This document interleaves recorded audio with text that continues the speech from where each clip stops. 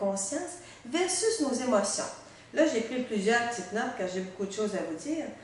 Je veux vous parler des bénéfices secondaires et plus.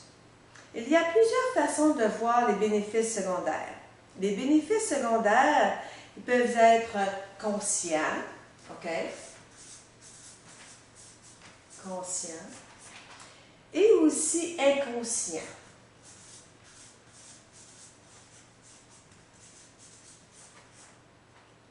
Okay? Et c'est souvent une pensée involontaire aussi. Un bénéfice secondaire, c'est d'utiliser ces symptômes ou un état d'être pour obtenir certaines faveurs. Cela peut avoir plusieurs interprétations selon les enseignements. Comme je l'ai dit, c'est souvent conscient ou inconscient. Ça peut être aussi négatif autant que positif. L'important est d'ouvrir notre conscience ici à la façon que nous agissons dans notre entourage. En commençant par nos enfants, notre conjoint, notre famille. D'ouvrir notre conscience, okay, à ce que nous ressentons à l'intérieur de nous. Okay, nos émotions que nous avons à faire face à tous les jours. Les bénéfices secondaires, c'est comme si l'on crée inconsciemment ou consciemment un état d'être. Que l'on reste dans une maladie quelconque, okay? Que nous acceptons de vivre certaines situations pour des avantages, comme plus d'attention, des petits soins particuliers. La façon que nous agissons due à la peur du rejet, etc. Chacun a sa forme de pensée selon ses expériences de vie. Et souvent, on le fait sans s'en rendre compte. L'important est d'ouvrir sa conscience au changement, s'emmener à l'éveil, à ce qui est au moment présent et vouloir changer les choses dont nous avons le pouvoir de changer pour l'harmonie de soi, de son intérieur. Je ne parle pas d'être égoïste ici, là. Je parle d'être à l'écoute de son état intérieur. Je vous donne un exemple ici. Mettons que je suis malade, okay, et qu'avec cette maladie, j'attire de l'attention, des petits soins supplémentaires, ou bien que je demeure avec quelqu'un pour avoir des bénéfices secondaires.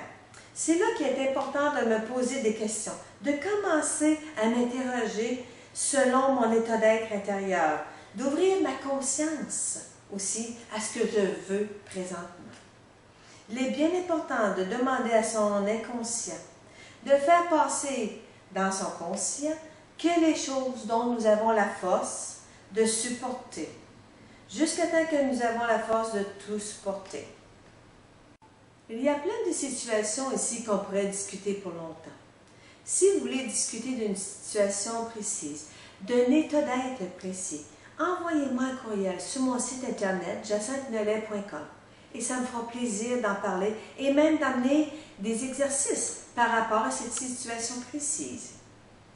Le point de cette vidéo est de commencer à s'ouvrir notre conscience à ce qui se passe en nous et autour de nous.